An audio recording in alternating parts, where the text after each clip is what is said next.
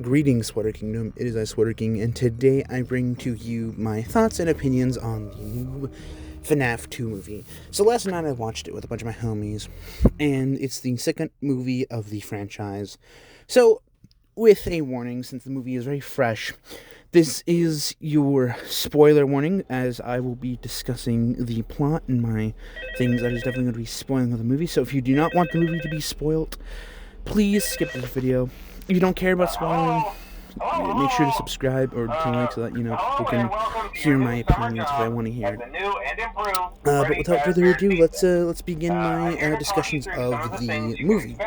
Now, of course, the movie has came out with Rotten Tomatoes critics, and that's going to be a topic of another day, where Rotten Tomatoes critics has given the movie a 18 out of 100%. And the audience has an overwhelming 89% approval rating, including myself. This movie was a very fun watch. Definitely was a lot more scarier than the first one. I did discuss my thoughts on the first movie on a TikTok, which is probably how long deleted, so if you want me to make an actual YouTube video, please let me down in the comments. There is a couple things that really did kind of confuse me, which is where the animatronics from the first location, so basically the FNAF 1 variants of the animatronics, Foxy, Chica, Freddy, and Foxy, and then I guess Golden Freddy, that one's a weird one, from the first movie. They do show up in the movie, which is really weird, but that's probably, like, they got a small cameo. William Afton, also known as Matthew Lillard, does make an appearance in the movie in the first bit, in a dream sequence with Vanessa, and that is about it. Mike Schmidt, not to be confused with Michael Afton, because Michael Afton was actually introduced in FNAF 2, and they are two separate characters. Mike Schmidt kind of pissed me off. He frustrated my nose a little bit throughout the movie. Mostly when it came to Vanessa and him, because there was a love interest at the beginning. And as the movie gone on, he was not listening to Vanessa. Then again, it was also Vanessa was also kind of peeing my nose because, well, Vanessa, as Michael Afton in the end of the movie described, that she's very selective when it comes to revealing the truth. As we've seen in the first movie, she was like, yeah, my dad's a murderer. Murder the kids. Underplaying it, obviously. And then there's the beginning. So let's start from the beginning of the movie. The whole breakdown of the movie basically begins in 1982 of the first Five Nights at Freddy's location. Obviously, it's up to the directors if they want to introduce I'm blanking. Fredbear's Family Diner. Okay, but they don't really reference it. They reference this as kind of the first Freddy Fazbear's location, and I kind of hated every second of it. Obviously, we don't really see the toy animatronics until, future of, I think, 2002, when this movie takes place. And we see Charlotte Emily. And Charlotte is different to the game's lore, at least to my knowledge, because she's waiting for the marionette to come up. So the marionette does have the box, but it's underneath a trap door of a stage. And so the puppet kind of comes up from the stage, and the music box is kind of like underground. And so she's waiting for the puppet, and I guess Vanessa, as a kid, was like, hey, trying to be friends, being like, hey, Charlotte, don't be a fucking weirdo. Come eat some cake. Come enjoy us. And so then, as she's about to enjoy a birthday cake or something, she sees William Afton kind of lure a kid, and she goes, oh, hey, adults, there's a kid in danger, please help. And the adults are kind of dismissing it, being like, hey, a Karen literally said adults are disgusting, which really pissed me off in the movie. I'm gonna be for real. And she kept trying to get other adults or some staff and be like, hey, there's a kid in danger. Obviously nobody was listening, so of course Charlotte had to take action, and the boy was unconscious, and she dragged him out. Of course William Afton was on her ass, And obviously we don't directly see it because this movie's not rated R, but I guess William Afton stabbed Charlotte in the back 3 to 4 times. And then she's carrying the unconscious boy right where the marionette would come up, right? And then she collapses, and then her body turns to show the back of these stab wounds. The parents are like, oh my god! And then Charlotte kind of goes down into the trap door, and at first when I'm seeing this movie, I was like, holy shit, she's getting grounded up. But then obviously the marionette comes up, carries the very much dead Charlotte Emily, and the last thing she does is before all that, she screams out of rage. All right.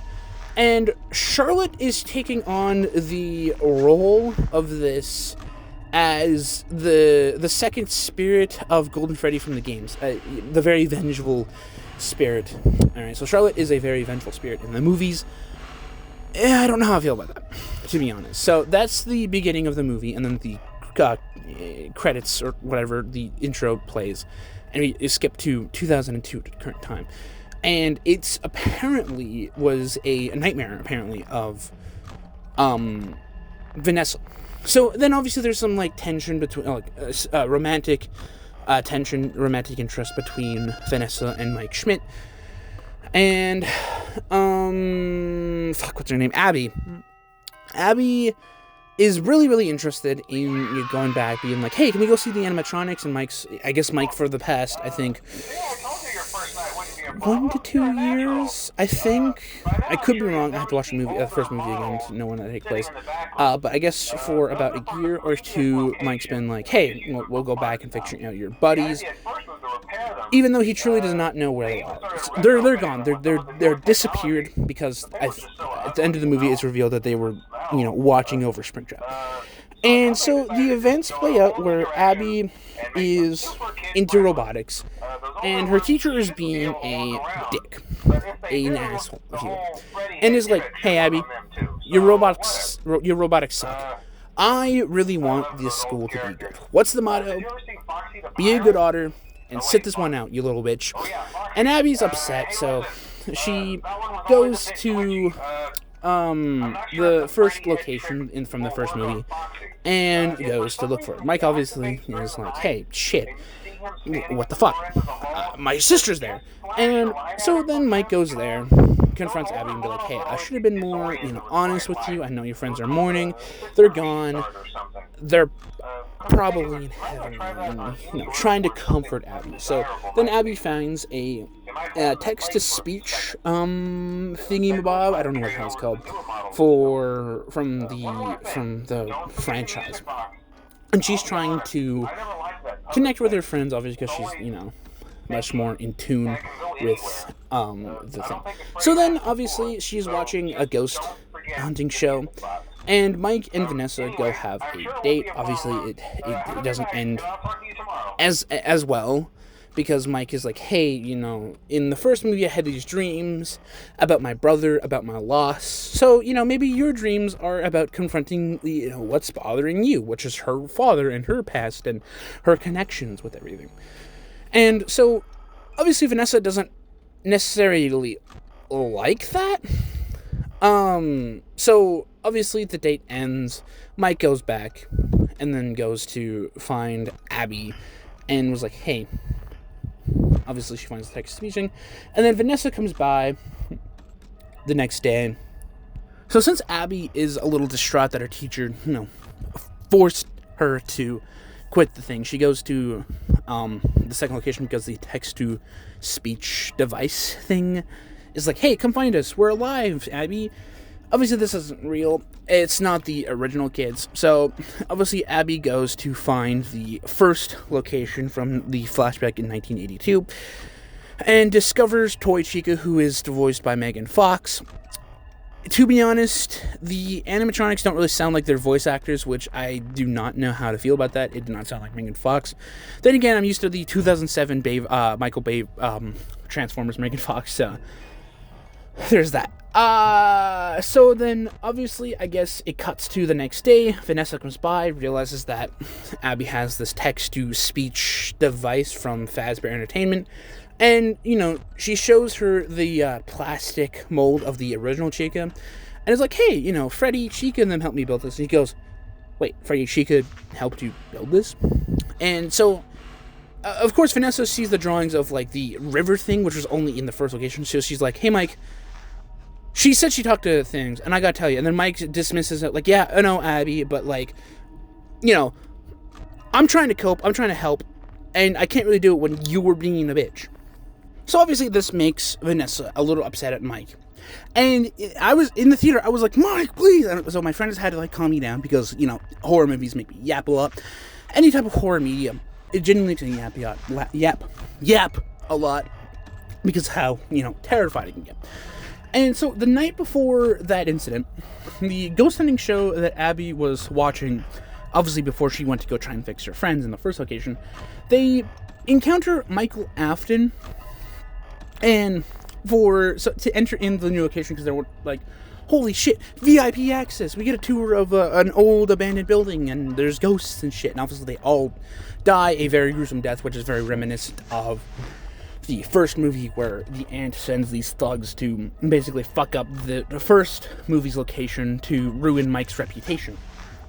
And so it's reminiscent of that. Obviously, they're not really there to vandalize, they're there to hunt ghosts, and spooky shit happens, and the main lady finds the music box basically underneath the trapdoor of the first location, and then gets possessed by the fucking puppet. And I hated every bit of this thing. So I always kind of hate horror media.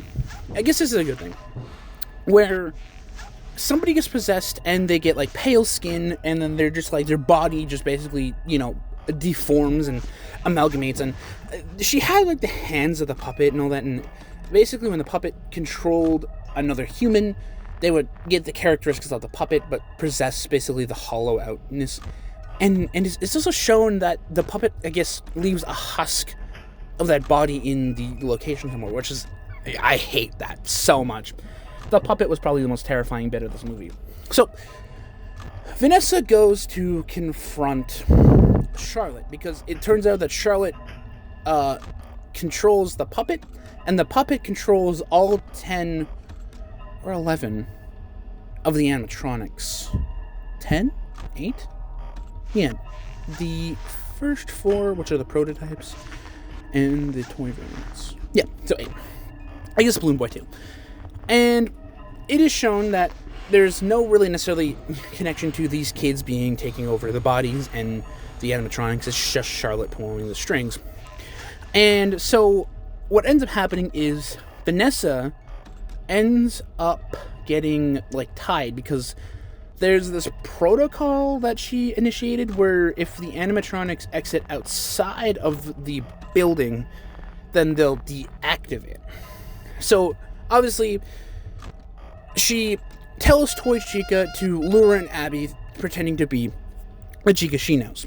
And she's like, so, yeah, what's gonna happen is, this is what I'm gonna do. So, Charlotte, aka the puppet, basically kidnaps Vanessa, holds her hostage there until Abby is brought back. So the following day, Mike and Abby go to Abby's science fair project, showing off to, show off her robotic skills of the original Chica, the little clear plastic doll thing.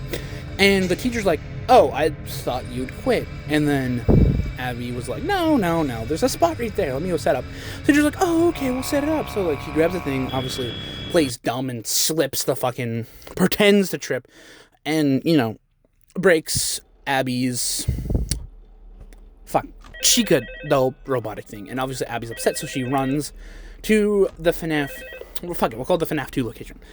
And so then Toy Chica's like, yeah, okay, I'll be your science project, but first you gotta do something for me. So then she goes to the office to deactivate the protocol, and of course Vanessa has to comply, because if not, then the puppet's going to tell Toy Chica to just murder Abby.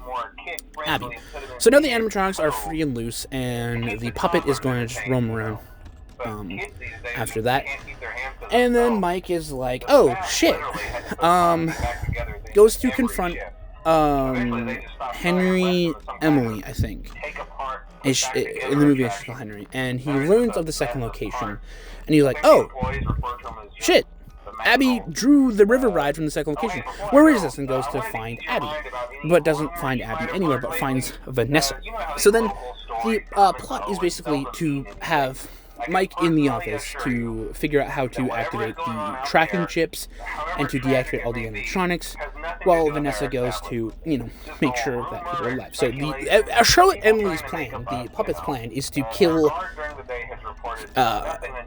parents, because her last emotion was rage that no parent helped her out when a kid was in need, or needed help.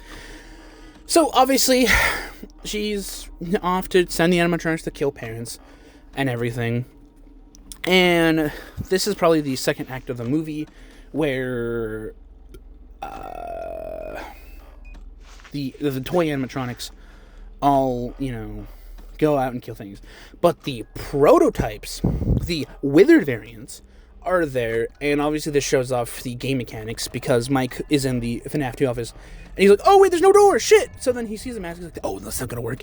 So then Freddy comes in, and then Mike puts the big-ass fucking mask on, and it works. And obviously Foxy doesn't see it, obviously, canonically to the game. So obviously he deactivates everybody just in time, so it's not showing that the lights actually affect the animatronics. Really wish he showed that, but yeah, it's whatever. So then everyone thinks that all the animatronics are deactivated. Then Vanessa's gonna be like, all right, let's get the animatronics back. But it turns out that the puppet was hiding in Toy Chica. So then after the science fair, after Toy Chica, the science fair teacher dismisses it and calls Abby fake and everything. And then Toy Chica's like, all right, let me deal with this. So then Toy Chica murders the science fair. So after Toy Chica brings Abby home, it is revealed that the puppet is within Toy Chica and just bursts out of the fucking chest like the fucking aliens from Alien Xenomorphs. And then the puppet possesses Abby. And so Mike and Vanessa, go to the Mike's new home. I forgot to mention that at the beginning of this whole spiel. And Vanessa's like playing hide and seek with basically Vanessa, Abby, the puppet. And then Mike comes with the music box Henry gave Mike. And as they're about to leave, the toy animatronics come in, confront, and, do all that, surround them. But before all that happened, Mike went to the first location and was like, hey, original guys, if you care about Abby, we really need your help. So then, after the toy animatronics surround Mike, Michael Afton comes to confront Vanessa and be like, hey, what's wrong? You are William Afton's child. Be a part of this fucked up kinetic nature. And then Vanessa's like, no, I'm not going to. And then so, Michael Afton plays on Mike Schmitz being like, hey, she's very selective of the truth and everything. And all that. And Mike's like, oh, wow, Vanessa, you're a bitch. So then Vanessa's like, no, I'm home. Mike and Abby are my home now. And then Michael Afton's like, all right, toy animatronics, do your shit. Crush their skulls. And then the original 4 from the first location come in to, basically destroy the toy animatronics. Granted, the withered variants are still in the second location from the second movie, because they're prototypes, obviously. They're only there to just, kill Mike before he could activate the tracking chip. So the first one. So then after all of that, Michael Afton's defeated, runs off somewhere to who knows where. All of the toy animatronics are fucking destroyed and mantled. And then Michael's like, hey, go away. Which really distraughts Vanessa and is the perfect vessel for Charlotte to bond with Vanessa. So Vanessa is potentially going to be the next villain of the third movie. And that's basically where the movie ends. It's a pretty fun movie, really, really scary. I did gloss over a lot of the smaller details, and there's a lot of really funny Easter eggs. I think there's a map of Oh, what game is it? Of the ventilation systems, either from sister location or... I'm trying to think of it. The 7th game, Ultimate Custom Night, when you're the vent animatronics dumb. So there's that. Baby also does. Baby does make an appearance in a dream sequence of Vanessa when she tries to confront William Afton. And then obviously there's 2 credits. There's the mid credit scene where it shows a bunch of people looking around in the first FNAF location for something, and of course they find William Afton's body, obviously referring to the tapes of "We found one, a real one." So I'm honestly actually really hyped for FNAF 3 because I'm actually really curious to see how they do the Phantom animatronics. There is a Shadow Bonnie reference from the 2nd game. Obviously, for those who don't know, there's a chance that Shadow Bonnie will appear in the left side of your office for, a split second. Obviously, if you started for too long, your game's going to crash. So there was that. Doug makes an appearance, the lawyer. The lawyer that everyone fucking loves. Now, would I say this is an absolute masterpiece? No. It's certainly a movie that I'll definitely watch over and over again from time to time to enjoy and to look at all the little niche Easter eggs. Does it know its source material? It definitely really does its source material. It does what every video game adaptation movie should do, and more, honestly. It's a really fun watch, a really scary time. It's so much more scarier than the first movie. And it's a little more gory, actually. The sounds of, the skulls getting crushed is really good. So yeah, that's basically the whole entire movie. Obviously, it sets up for the 3rd movie really, really well.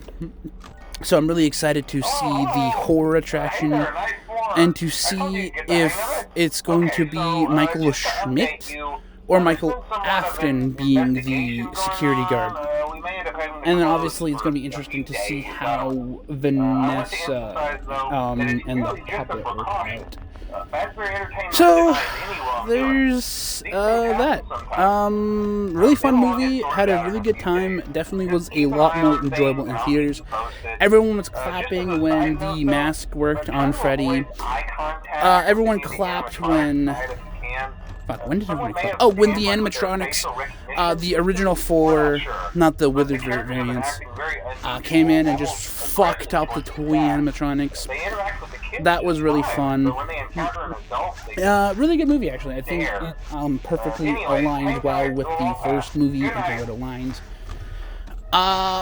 Really curious to see if they're going to actually continue the game franchise, or the movie franchise, after the 3rd one, because William Afton has signed a deal for 3 movies. Didn't say there's going to be more, because there's a lot of source material to go from the books, the video games, and obviously I've discussed how I feel about modern FNAF lore, game-wise, how that. So if you want to check that out, make sure to sub to the channel, and this is a perfect segue to say that's going to wrap it up for today's video. If you enjoy what you see, make sure to check out the channel. Make sure to check out my video on why I think modern FNAF lore is bad. And then if you want me to do another video summarizing and discussing my opinions on the first movie, please let me know down in the comments. But that's going to wrap it up for today. Thank you for listening to this 20-minute yap session about the movie. I really enjoyed it.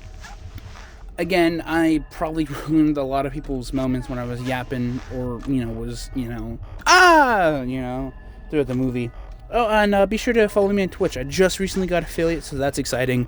Really happy about that milestone. There will be another video discussing Jinxie and Garden Warfare again, because now that it's Sunday, everything's happening, and I just wanted to get this video out just so that I could, have these thoughts fresh in my mind as I'm yapping. So thank you everybody for being here. Peace, Kingdom.